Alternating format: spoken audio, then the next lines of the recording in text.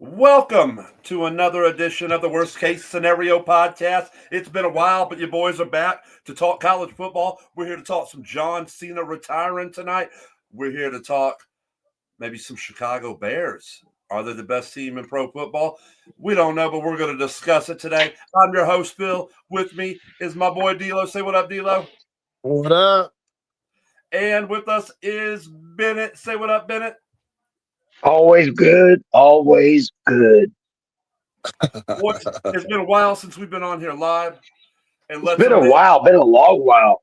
Yes. Yeah, we got life takes happen, everything else. Deal been busy. We all been busy. But boys, what we want to start it off with? What do you want to start off with today, D'Lo? I'd like to start off with IU. IU. It's a good subject, don't you, Bennett? Yeah, that's fine. I'm down with that. All right, D'Lo, lead it off, man. You want to talk about IU? What do you want to talk about the best team in college football? Talk to me about it. mean, they came out and shocked the world and beat Ohio State, but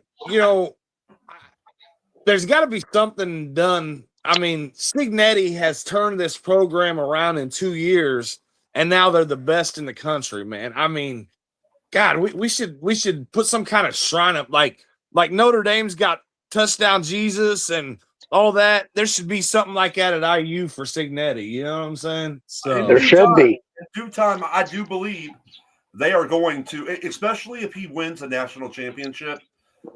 Believe me, there will be a statue. Something will be built of Cignetti because what he's done there, I think we all agree, is probably one of the greatest things we've seen in college football. What do you think about what Cignetti's done there, Bennett? I don't think it's just the greatest thing we've seen in college football. It might be in the top 5 greatest things we've ever seen in sports. That's you're not being outlandish with that comment right there. That's fact. I mean, the Indiana Hoosiers have been irrelevant in college football since they invented a program.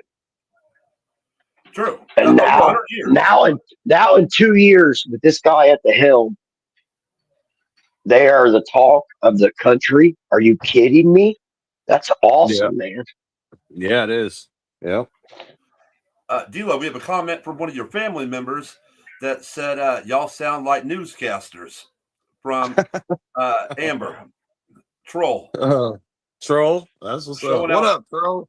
What up, Troll? But I'll tell you what. I feel like a newscaster. I just did a line of blow before we got on. Well, that is there's a comment right there online. Y'all sound like some newscasters. We appreciate that because we aim to try to sound legit, even though most of the time we do not hit that level right there. So I'll tell you what. She said, "What up, y'all?" I'll tell you what. One thing about the Indiana success, I think that it is going to be harmful to Notre Dame's mediocre success. Oh, I like it. I think that Indiana has been looking. We want a good team in football in Indiana. We've been a basketball state for a long time, and we've accepted Notre Dame with their 2 and 3 lost seasons for so long, and now it's like IU's coming in, and they're going to start big brother in Notre Dame, man. I think. I don't think it's the fact that we accepted 2 and 3 losses for Notre Dame. I think it starts way back in the way before we were born, fellas. That Notre Dame's won multiple national championships. Notre Dame used to play whoever won the NFL championship back before there was Super Bowl. That was a famously thing. Notre Dame by itself would play the NFL champions. So Notre Dame was that touted of a school, man. But the problem is they're not that anymore. They're an independent powerhouse that other schools are learning now. The Power Fives are learning that they're going to have to start shutting Notre Dame out of games to keep them out of the top 12 because but that's not otherwise, football. That's not college football. College football, they want to shut them out. They want to shut them out of the 12. They want to shut them out of the playoffs. Then play them and beat them. Play them and beat them. Well, no, but here's the thing. Notre Dame just signed a memorandum with the NCAA that says if they're in the top 12, they're guaranteed a spot no matter what, because they contradict the whole not having a conference championship playoff game. Yeah, and so now the Power 5 conferences are going to start shutting Notre Dame out to keep them out of the top 12. But that's not college football. That's not playing the game out on the field. That's playing politics in the back. Well, what the fuck do you think the NCAA is, man? It's all politics. Hold on. Now, guys, Notre Dame, I agree with what you're both saying, but Notre Dame has been playing politic football since at least the 60s, if not before that. So if the NCAA wants to play their own cards and go back at them with that, I mean, that's the situation we're in right now. So that's what the NCAA though isn't doing this. These are the ADs for these Power 5 schools. Yeah. They're fed up. They're fed up because Notre Dame bullies them. Here's the thing: Notre Dame. When you look at it, Notre Dame has a smaller class size than any Division I school. Like Notre Dame's class size is the same as Indiana State, 12,500 students. All right. Yeah. What's the average pay for that, Phil? Oh, I don't know what the pay, but I'm saying when you look at the class size of Indiana, 55,000 students. You see. What I'm saying is they make way more money than Indiana State does because they charge a lot more money for tuition. Yes, because it's a private school. Yeah, it's a Catholic private school, but their fan base, you can find there's a fan of Notre Dame in every spot of the United States and throughout the world. They're a popular college football team. Even for people that don't watch college football, they know Notre Dame. Yeah, and they put a stranglehold. I'm a Notre Dame fan. They put a stranglehold on college football for a long time, and I think college football's fucking fed up. I think they're fed up with Notre Dame negotiating their own independent contracts, their own TV deals. Well, you don't see a problem with it, but at the same time, the NCAA is like, look, we got the Texas and Oklahoma and all these other ones having to share shit from the SEC. They chose that. They go independent themselves. Yes, Oklahoma and Texas joined the SEC. They left the Big 12 to join the SEC. They didn't have to. BYU was independent before they joined the Big 12. You know what I'm saying? So they were independent and could have stayed independent. They decided to join. Because nobody, even BYU, is getting the kind of deals that Notre Dame is getting. Because BYU and no other fucking college team in the history of college football is Notre Dame. Yes, that's why. 12 national titles. Yeah, they were that great. They were that great, but they haven't been. They were that great. They're good. They were that great. They're good this season. They were good enough to get into thing, but they got fucked over. But no, they didn't get fucked. They didn't get fucked over at all. It came to a head-to-head. It came to a head-to-head between them and Miami had the tiebreaker. They won. But what? I agree. Like I said, D-Lo, I'm a Notre Dame fan, but I agree with you. I'm not on board with Phil. Miami had the tiebreaker. Miami should have got in. I'm not upset with Miami getting in. See, you guys. Tulane and James Madison. I'm not upset with them getting in. Notre Dame should have got one of them spots. I'm upset with the 3-loss Alabama getting in over Notre Dame. I'm not upset with Miami. Miami beat Notre Dame. They're in a conference. Doesn't matter. It doesn't. It does matter. You're wrong. It shouldn't matter. No, that's not. That's where I'm right. That's where you're being hard-headed, Phil. And that's where Notre Dame is stupid. Yep. No, They don't have a nothing conference says- championship. They don't have a conference championship to bail them out at the end of the season, man. No, and that's fine. But what I'm saying is, you don't get in with 3 losses. You took a far less team. Like all the bet makers had Notre Dame beating Alabama, Oklahoma. Several of these teams that got in, had Alabama got in, they had them beating them.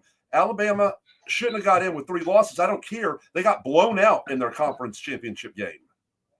But And- and here's a- here blows out your whole theory that you guys are talking about, because you're so big on teams that play in conference championship games and win it. Then why aren't you upset that Duke didn't get in when they are the ACC champion? But Miami, who plays in the ACC, got in, but they didn't play for their national championship. Why? Because they lost.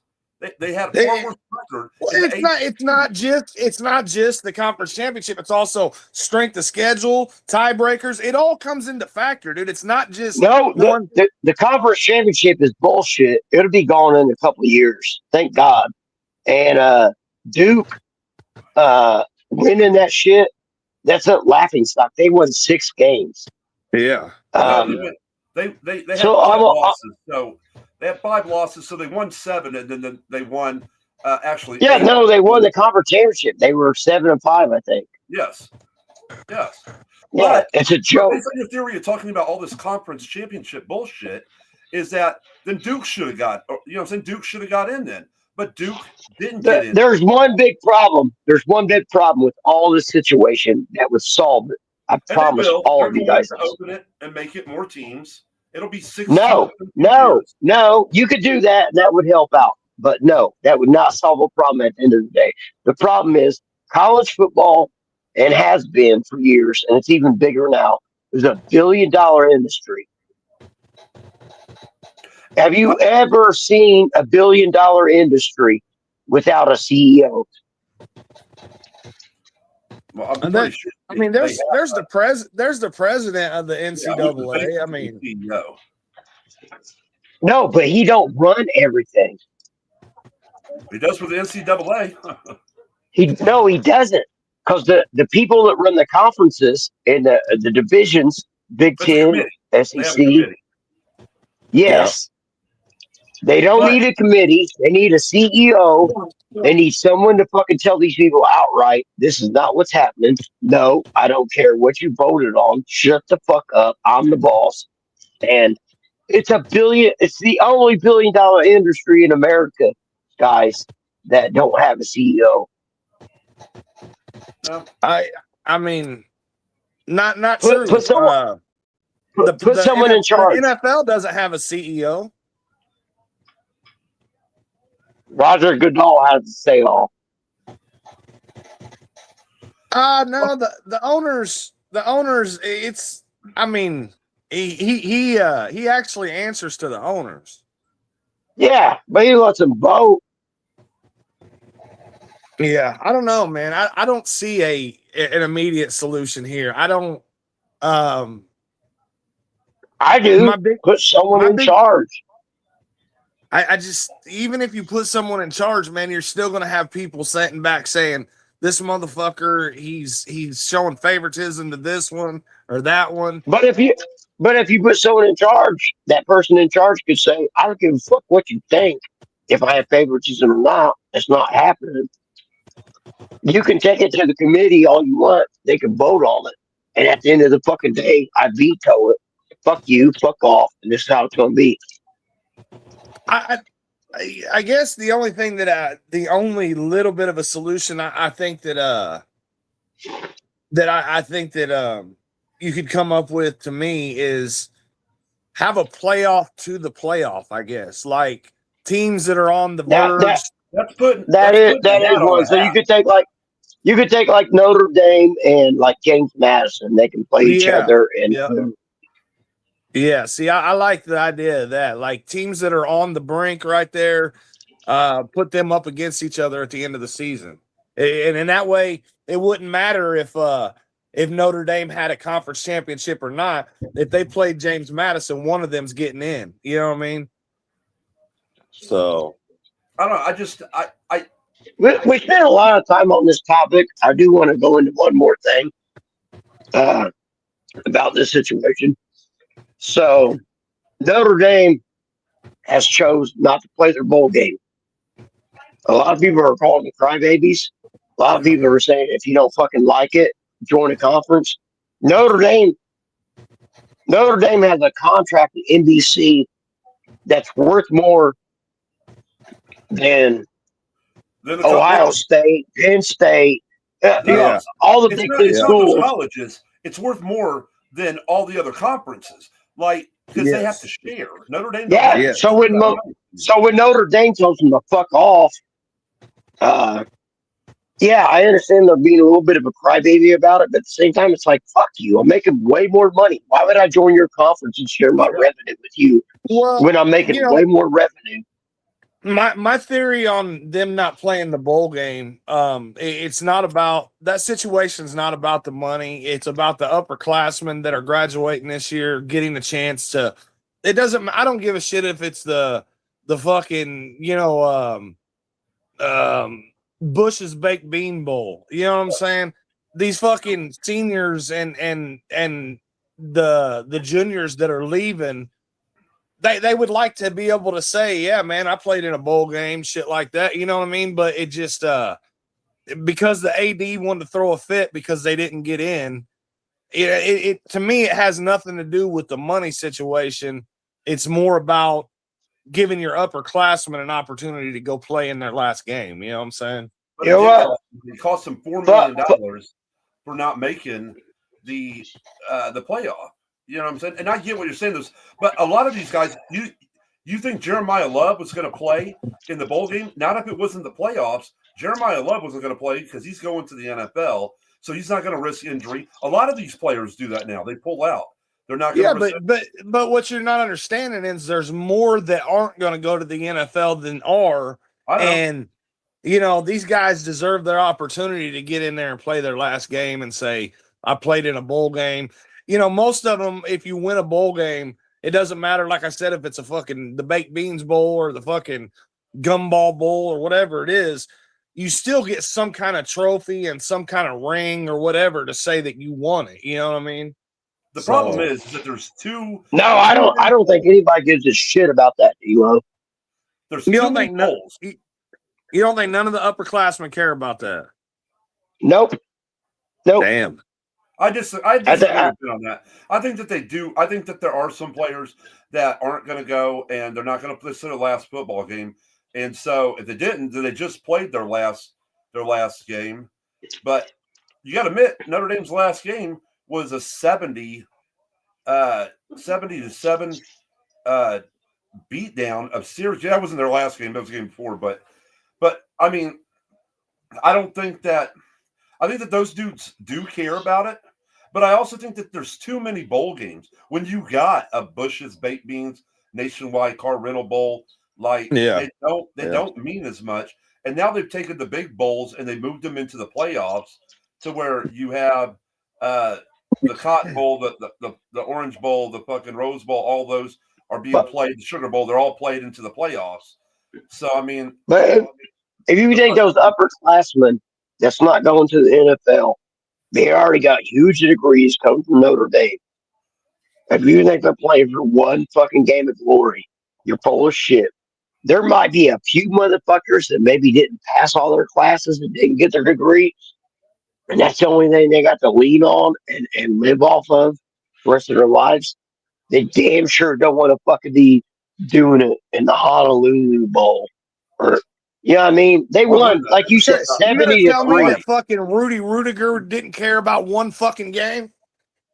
Who gives a shit about Rudy Rudiger? He's lying, dude. Don't. But now you're just fucking around. And they would. Who wouldn't want to go play in the Honolulu Bowl? It's a free trip to fucking Hawaii. You know what I'm saying? Right. That just like when the Pro Bowl was held in Hawaii. A lot of motherfuckers were just like, it was a free trip to Hawaii. I got to bring my family to Hawaii. But do you want to go play in the fucking Skyline Chili Bowl in fucking Cincinnati? Like I said, I do think that there is something in what you're saying, Elo, that there are players that they're not going to play, and so they do want to get that last one in. A lot of guys have been playing since they were in first, second grade. And so that does mean, and it's like their last ever football game because they know they're not good enough to go play in the pros. So I do think that there Hey, are a lot Phil. of guys going to play. But if I was Notre Dame, I feel like what Notre Dame did was the right decision. Before they ever announced that they weren't going to play, I had said that. I had said if I was Notre Dame, I tell them, they say, well, invite me to a bowl game. I'd tell them to go fuck off because they should have been in the playoff. They were one of the hottest teams. They won 10 straight games. Like I said, they beat Syracuse 70-7. They were hot. They beat ranked teams. They should have. They started off 2 games playing against ranked teams that they barely lost. Barely lost. You know what I'm saying?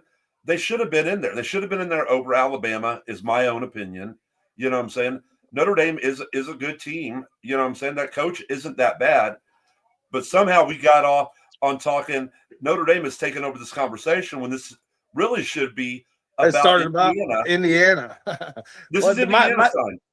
My theory on Indiana. Hold on. I'd like to add one more thing before we move on back to Indiana. If you guys are concerned with upperclassmen playing their last fucking game, there's always Canada. And everybody on Notre Dame's roster can go to Canada and play for the fucking Edmonton Oilers or whoever the fuck's up there. That's so true. You don't have to worry about playing your last game. The Argonauts and the Silhouettes. But enjoy yourself in Canada, boys. Go hunt some fucking moose. Get out of my fucking life. Most of those guys are going to get jobs because they got degrees that are going to pay them a lot more than what Canada is going to pay them to come up. Yeah, well, that's what I was trying to tell you in the first place. If they were about playing their last football game and they got stole from them, go play in Canada. They'll let you play for a fucking day. Well, let's jump back onto the Hoosiers, and I would like to talk about tonight. Is going to be the Heisman Trophy ceremony. And I don't think that there's, out of the 4 that have been named, which is Jeremiah Love from Notre Dame, Mendoza from IU, we got Sayin, the quarterback from Ohio State, and I think the other one is that quarterback for Vanderbilt, Pavian or something like that. But I don't think that anybody really has a chance. I think it's Mendoza's. What's your guys' opinion on that? I think he secured it at that Ohio State game. I think that it was probably going to come down between him and Sayin, and I think he probably secured it with that comeback. You know, that last minute drive down to win the game or whatever, and so he's a stud, man. You there, Bennett? I don't know how. He secured it. He probably secured it like fucking weeks ago, even if he lost to Ohio State. I don't know how that quarterback from Ohio State even got into the conversation, besides them being such a good team. He's not the one that made him a good team. Go back and watch Ohio State games. Their fucking defense was phenomenal. He had nothing to do with anything. I mean, I agree. For a minute there, the quarterback from Oregon they were talking heavily about him leading up to the Oregon IU game. They were really big on him. They were saying that he was actually ahead of Mendoza on most NFL charts. Quarterbacks going to be taken. But I truly believe that Mendoza wins the Heisman tonight. I believe he's going to be the first quarterback, if not the first player, taken off the board. I've talked to you guys about this.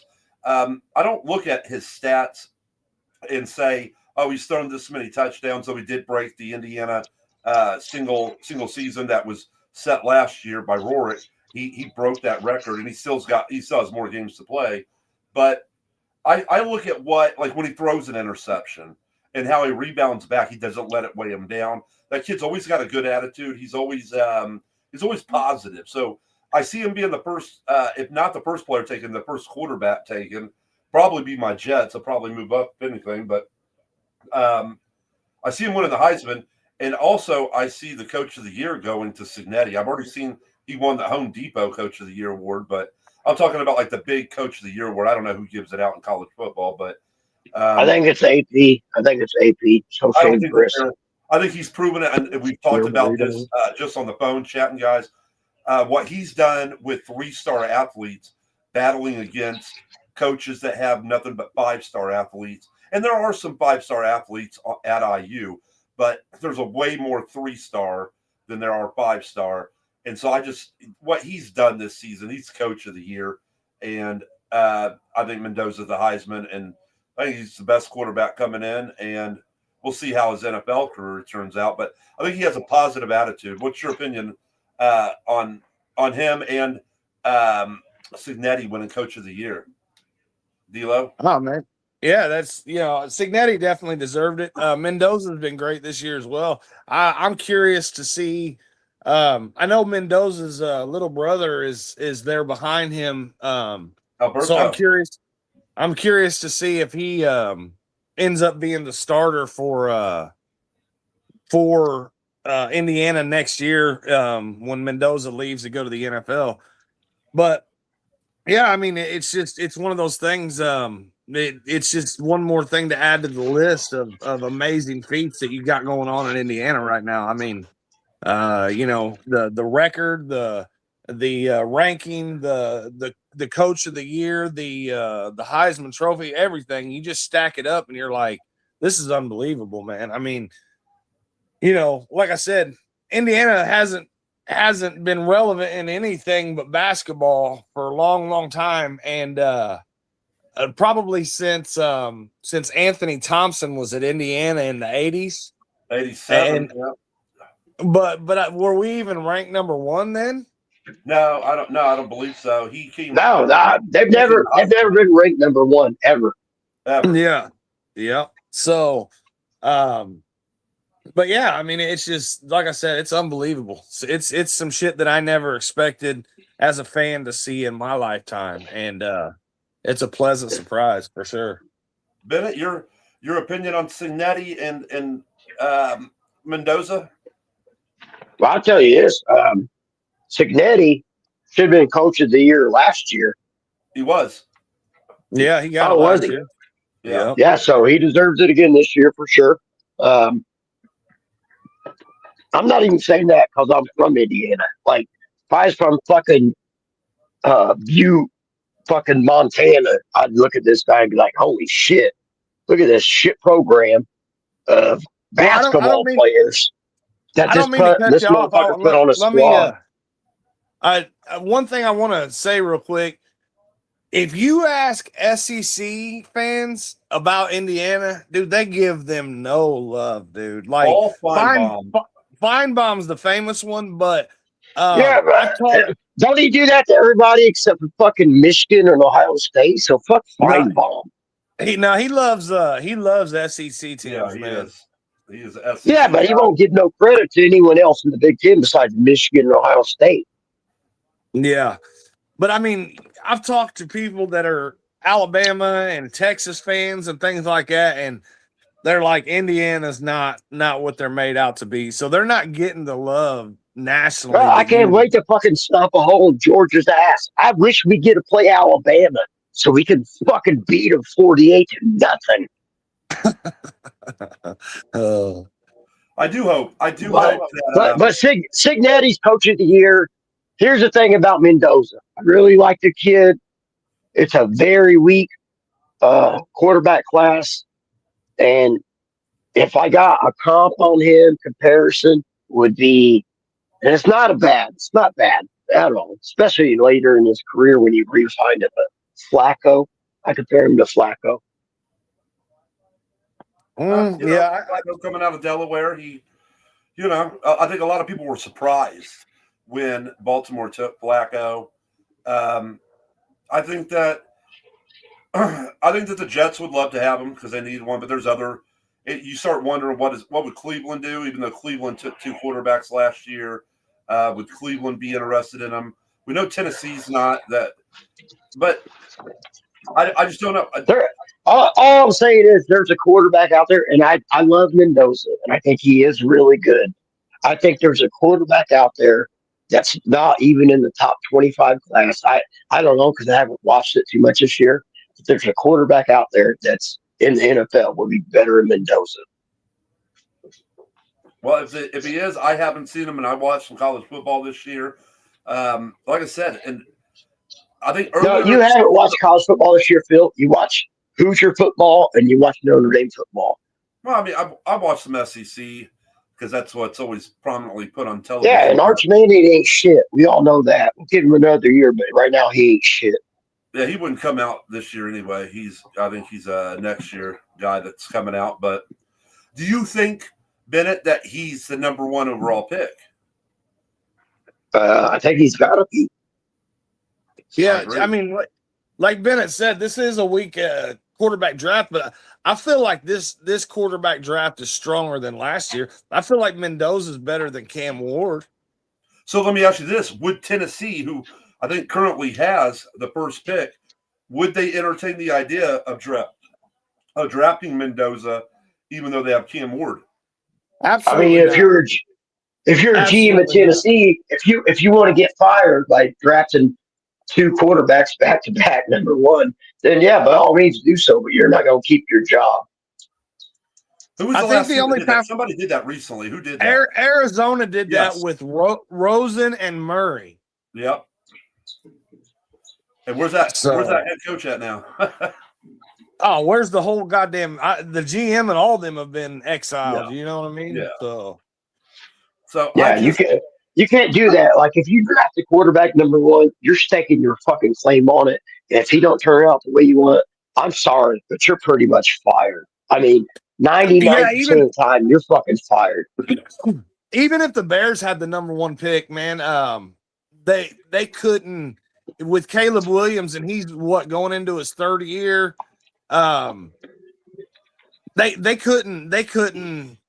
They'd lose their job for drafting Mendoza. You know what I mean? Because we took Caleb number 1. So. I'm not gonna do what's right from the organization for my job. I'm gonna keep my fucking job. Fuck the organization. They're gonna fire me in 5 to 10 years anyway. I'm not taking another quarterback. I'm riding with the guy that I drafted the first time. And not to mention, does that make sense? Yeah. Yeah. Yeah. And if Tennessee decides to trade that number 1 pick, they're going to get a haul back so they can build their team up. So, you know what I mean? Build around Cam Ward. So, I've heard reports already that the Jets are willing to give up both of their first-round draft picks this year and a second-round pick to move up to get Mendoza. If you know what I'm saying, which I've also heard. I don't know. I think it was you, D'Lo, or somebody said that they had heard that the Jets. Yeah, I heard it on the radio last night. Last night or the night before that they were entertaining trades. There's talks within the organization about packaging a bunch of picks together to try to offer for something for like Joe Burrow or somebody like that. So Joe's done in Cincinnati after his comments the other day. Talking about what are we doing? Like what are we doing? What why am I playing? Why am I here? You know what I'm saying? It was some kind of comments like that. I don't think it's wrong to take Mendoza first overall. I don't know if he's going to turn out to be the quarterback there, but I think he will be. I don't know if he'll be a fine NFL starter probably for 10 years, but a superstar, I don't know about that. Well, my thing is, Phil, I don't think you would regret taking him number 1 overall, but I think you will regret giving up 2 first rounds, second round, a big package for him. I think that's going to end up being too much. But I don't think I agree with you on that, D'Lo, except when like the Jets, because the Jets have extra picks. So I would agree if you're setting yourself back, if you're giving up this year's and next year's first round, if that's all you had, and you're giving up I agree with you. But if you have excess and you still have all your other picks, then I'm okay with the Jets going with it if that's what they got to do. They got to solve it. It's almost like the Jets set themselves up for that pick. Yeah, I forgot you guys were getting all those picks back for Sauce. And I 100% agree with you, though. If the Jets didn't have that and the Jets were going to give up this year's, next year's, and a second-round pick, it's like, whoa, you're really setting your team back as a whole. But like I said, I think they planned ahead and they seen this coming, and that's why they did the moves that they made. The Jets got to do something. They're the quarterback carousel. I mean, right now we're starting a guy tomorrow that he's a rookie, Brady Cook. He got to play in the game last week. This guy has been on the practice squad. Yeah, he got his ass. Who whipped the last fuck week. is that guy? Yeah, 100%. And so they got to do something, and especially for the coach, man. It's been a rougher season, but you know that as a coach in the NFL, you only get three seasons if you're lucky of this shit before you're canned, and they're resetting, doing it again. So a guy like Mendoza taking a swing on him, especially if you have extra draft capital like the way the Jets do, I think it's a great idea to move up and try to get him. And I definitely would if I was them.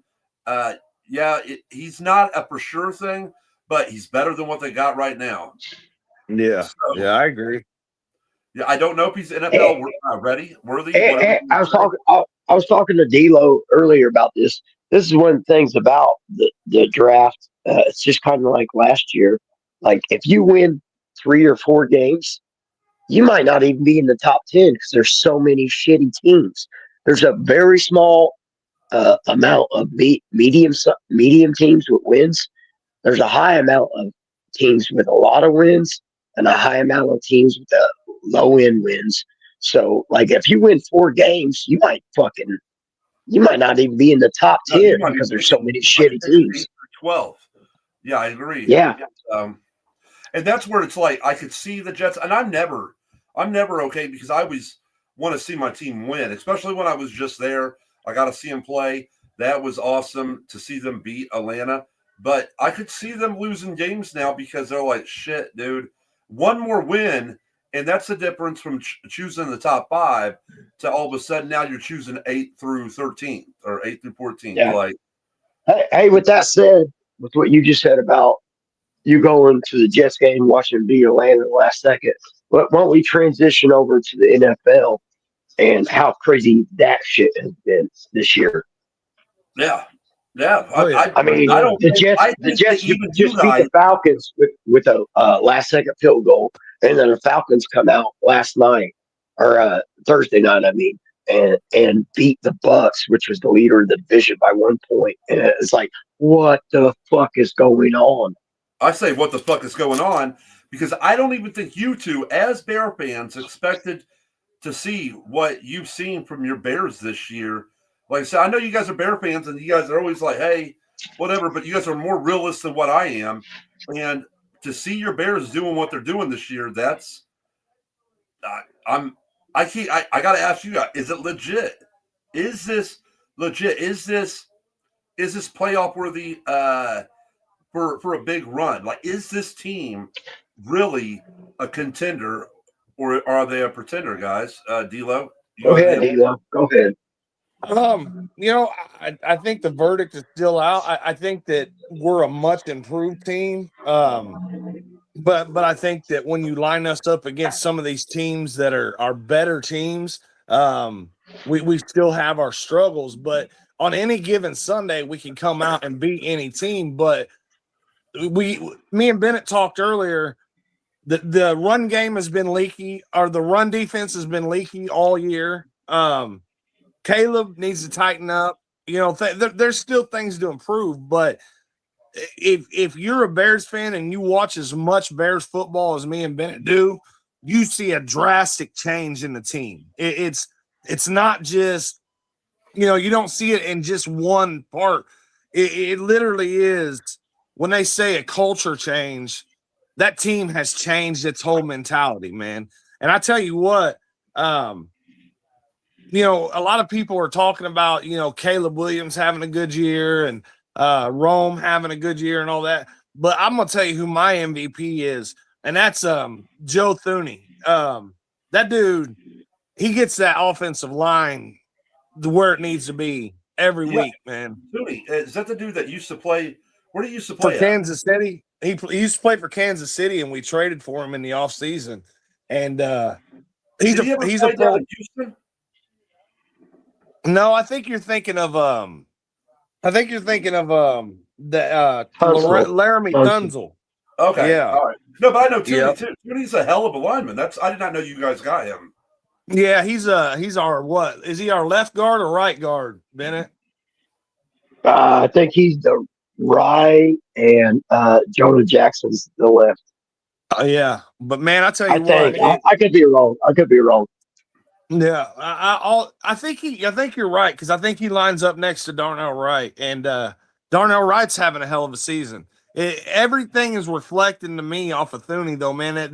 They're seeing how that dude prepares every week and does it, and that dude to me, he's our MVP, man. He's doing his thing out there every week. So our run game has opened up because of him.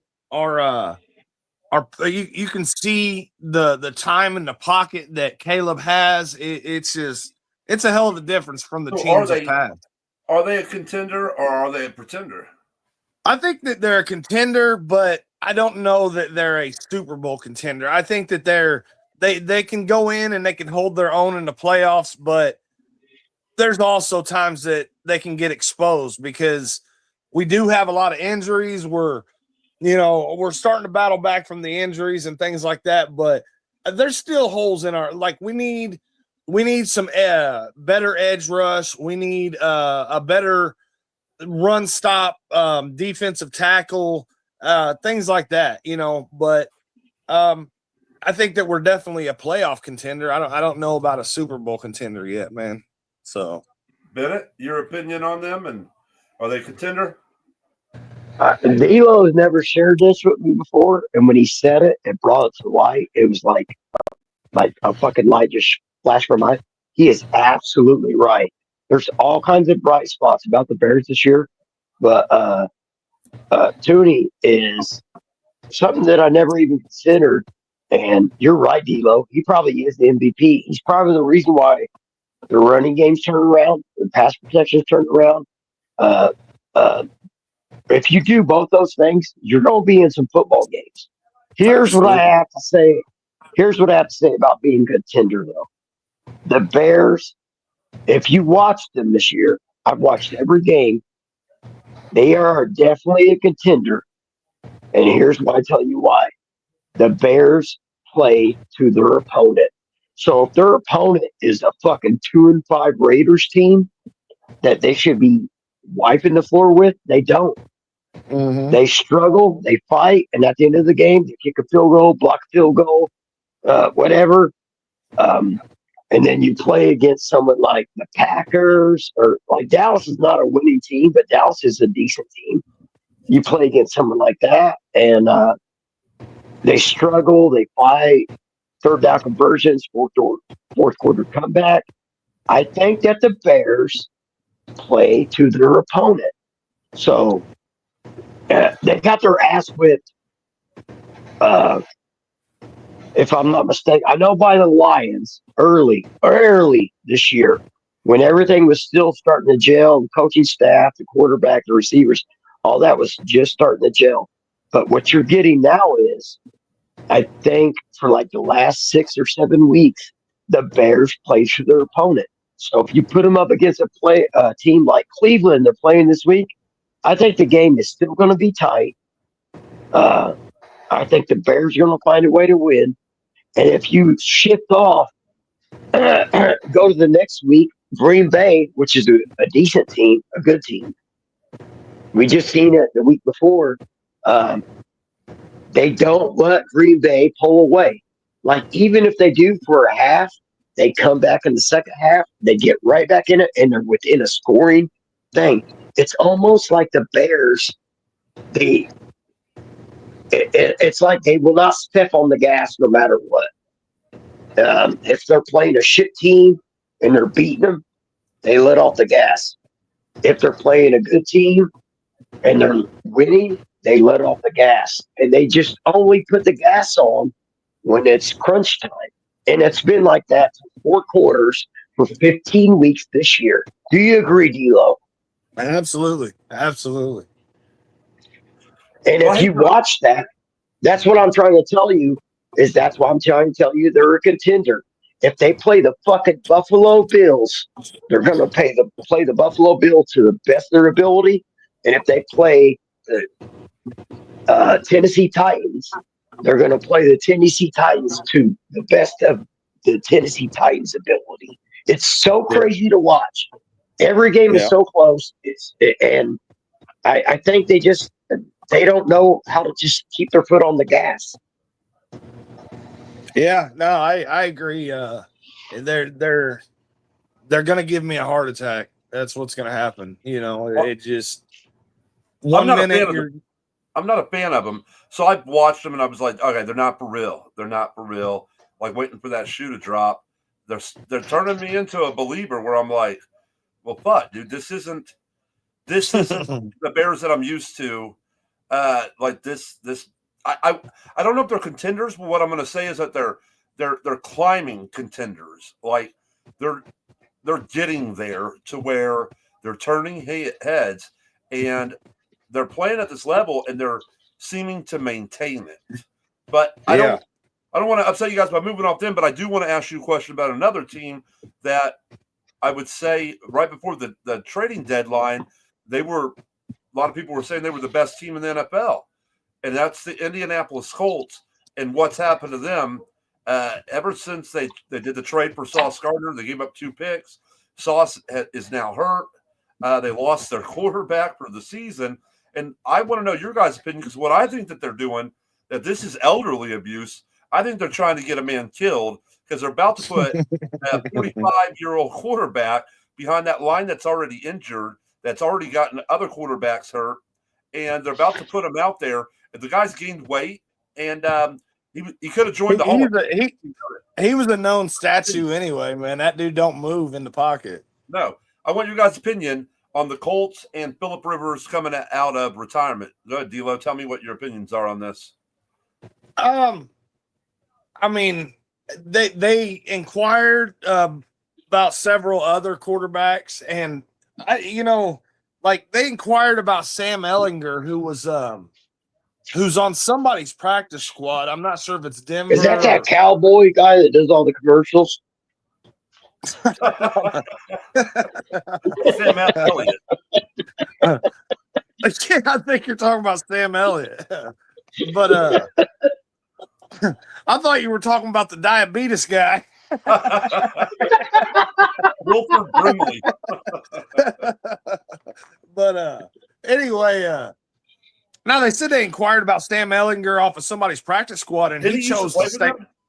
I think so, and he decided to stay on whoever's practice squad. And then they also called Derek Carr, and Derek Carr said, "No, I'm not coming out of retirement." So I saw they kind of were upset because they didn't hit up Cam Newton. But dude, if you look at Cam Newton's last years, man, like he wasn't great, but neither was Phillip Rivers. I don't know what they're thinking here, man. Like the dude's been out of the game since. Hey, they have a quarterback on staff that they drafted. You talking about Riley Leonard? No, I'm talking about fucking Richardson. He's hurt. Oh yeah, he's on IR, bud. Oh, did he tap out? Well, he broke his clavicle or his eye socket bone with a. He was working out with one of those band things that you stretch that you used to work out with before you went out to wrestle, and the thing popped and hit him in the eye and broke his fucking eye socket bone, man. Man, that guy has some bad luck in life. That or he's lying to shit. And he went to dancers on a Saturday night, and a stripper hit him in the fucking face. Yeah. So, but no, I don't know what the Colts are trying to do here with this Phillip Rivers thing. I get why Phillip Rivers would do it. He thinks, man, I can still throw the ball, and there's a chance that this team could go into the playoffs and possibly win it. But man, I don't know. Kill him. They're going to kill him. That line is already it's got holes in it. That's why these other guys are already now not the other guy who broke his clavicle, but Richardson, but the line's already suspect. But what I'm saying is right before the trade deadline, remember they had the best record in football. And we had guys like that we know, like Lipkins, that was so high on the Colts, and they were just like, no. They kept talking about put some respect on my team's name. Put some seasoning on your barbecue. That's what I say. I'm just playing. Yeah. I'm just playing. But I thought it was a great, because I had said when the Jets did that trade that Sauce Gardner for last year and this year was not playing like the guy, and we gave him that contract anyway. And I think that they noticed it. They saw him playing this year, and they were like, "Shit, we're paying this guy all this money," and they back-ended all the big money, so the Colts got to pay him all that shit at that $100+ million contract. And they did the same thing with Williams, who they traded to the Cowboys. I don't even think he has a sack since he's been traded there. So a lot of people were shocked that the Jets did that, but now it's making sense. The Jets got those draft picks, and the Colts. That's all I heard when Sauce Gardner went there. That was like the piece that they needed to get to the Super Bowl. Well, he's sitting on the bench injured right now. I think he's week to week or whatever, but he hadn't did shit. He gave up touchdowns. I didn't see him playing at any reason on why you would give up 2 first rounders for him. And the Colts are sitting there now bringing in a 45, 46-year-old quarterback that's not mobile. And I'm saying this, we could see a guy get murdered out there because that line is struggling to stop people from coming in.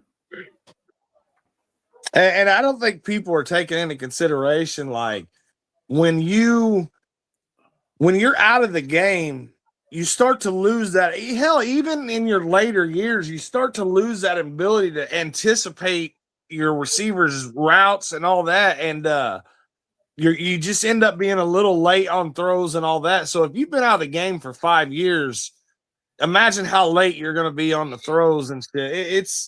I don't see this going well either, man.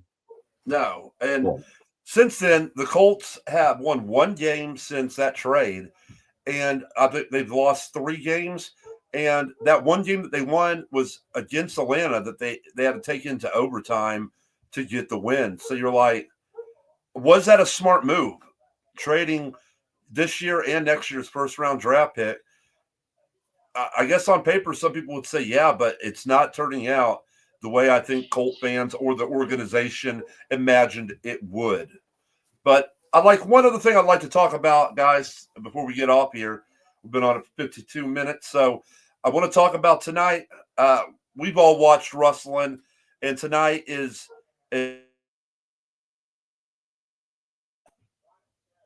John Cena's last match. Yeah. What is your opinion on tonight and John Cena and what he's meant to the wrestling industry? Bennett, go ahead, and I'll let you start this off. I know that being a wrestling person, you'd think I'd have a lot to say about this, but I don't. I don't really give a shit. And the guy stole my gimmick 25 years ago. Still salty about it. And he's probably like, I knew Ray Lincoln was going to come into play here. He's probably like the worst wrestler I've ever watched. He's got very bad acting. All of his movies fucking suck. And at the end of the fucking day, thank you for what you did, John Cena. But I'm glad to see you go. All right, D'Lo. I've never been a huge John Cena fan, but I recognize what he's done for the.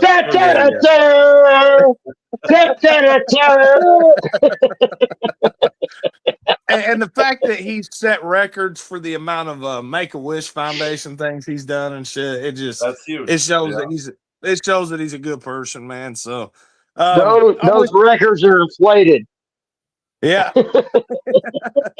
Will you guys be watching tonight? I think Ray Lincoln holds the most Make-A-Wish Foundation things. Yeah, make a wish for me not to get pregnant by your mother. Will you be watching tonight, D'Lo? Yeah, definitely, man. I'll have it tuned in. Like I said, it's the end of an era. I wish the dude well. I hope he goes on and actually makes a movie that's worth the shit. But Bennett, will you be watching tonight? No, it's recorded, dog. I'll see it tomorrow or Tuesday, whatever. We're having John Cena night tonight. I'm going to be watching it. It is the end of an era. He's. Hey, do you have your knee pads and your jorts on?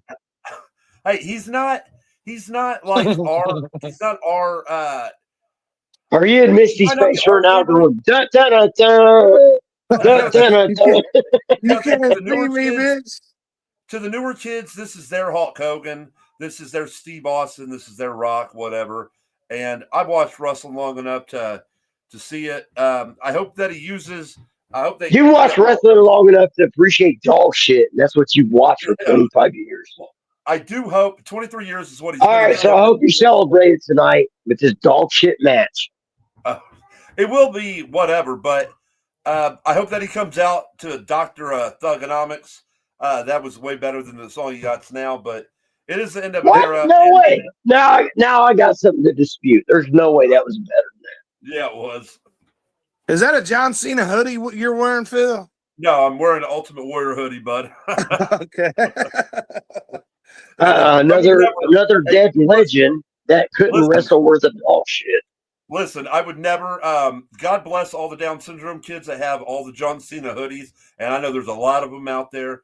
I would never buy John Cena merchandise and sport it.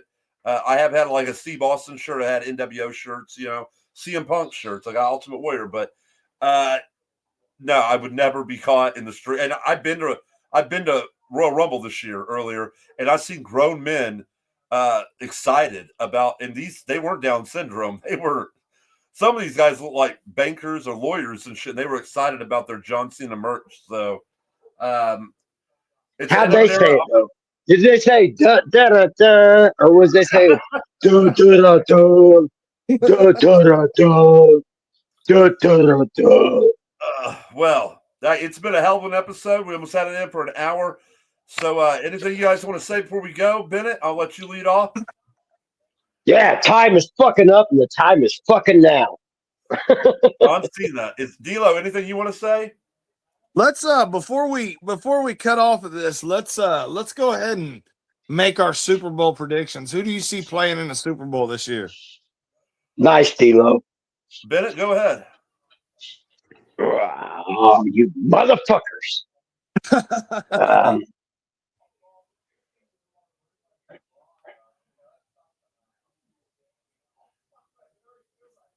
It went quiet. Yeah, it did. Well, I'm saying it's fucking deep thought. You can't just throw that on me in 1 second. I'll do. I'm gonna shock the world with. I'm gonna shock the world with fucking the Broncos and Seahawks. Okay. All right. Yeah, I like that. I'm gonna say New England versus Green Bay. I like that too. I think I'm gonna go New England, Seattle. I think those are the teams. Who wins? You guys both say Seattle, and you're saying New England. He's saying Denver. Who are you guys saying wins it? I think New England. Okay, Bennett. I think Seattle. So you're saying Sam Darnold wins a Super Bowl? Not with the Jets. Yeah. I know, not with the Jets. If you had to ask me, I would probably say, I hate Green Bay and I hate New England, but the way they're playing, and I would even put the Bears having a long playoff. Like I would put the Bears maybe. Holy shit! I want to take my pick back. Well, go ahead. I'm going to say Chicago, New England. The Bears win 99 to nothing. 46 to 10, like the fucking.